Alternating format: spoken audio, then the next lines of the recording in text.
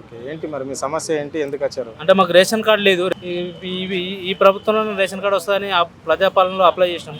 దాంట్లో కూడా ఇంకా ఇప్పుడు రెస్పాండ్ లేదు, అంటే ఎవరికి కాలేదు.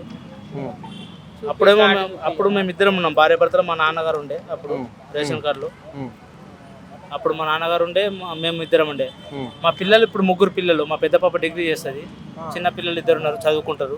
వీళ్ళకు ఏదైనా చదువుల కోసమైనా దేనికైనా కూడా కావాలంటే ప్రతిదానికి రేషన్ కార్డు. 6 గ్యారెంటీలో కూడా వర్తించారంటే రేషన్ కార్డు అంటున్నారు. కాబట్టి మాకు రేషన్ కార్డు ఇప్పటిదాకా కావట్లేదు, అది ప్రాబ్లం. కొత్త రేషన్ కార్డులలో రేషన్ కార్డు ఎలాంటి ఇబ్బందులు లేవు? 6 గ్యారెంటీలు అమలు అయిన ఎట్లా? 6 గ్యారెంటీలు కూడా లేవు, ఏది లేదు. మాకు ఎకరం పొలం కూడా లేదు, మాకు గుంట భూమి కూడా లేదు నా పేరు మీద. ఆ గుంట భూమి ఉన్నా కూడా అమ్ముకొని క్యాబ్ కొనుక్కుంటే అదే పరిస్థితిలో ఉన్నాం మేము కూడా. కాలుకి దెబ్బ తగిలింది. రీసెంట్ గా నీ పేరు ఏం పేరు? నాగమణి. ఎక్కడికి వెళ్ళి వచ్చినావు? బోడుప్పల్ నుంచి వచ్చినాం.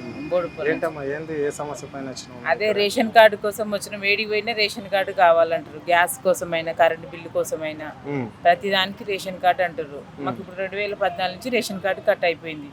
రేషన్ వస్తలేదు, 3 పిల్లలు గడవాలంటే కష్టంగా ఉంది. రేషన్ కార్డు కరెంట్ మాపైందా నీకు? ఏది కాలేదు, ఏది లేదు సార్. అంటే 6 గ్యారెంటీలు అన్నారు, రేషన్ కార్డు అన్నారు, ఏది రాలేదు. ఇంద్రమ్మ ఇల్లు ఇస్తామన్నారు.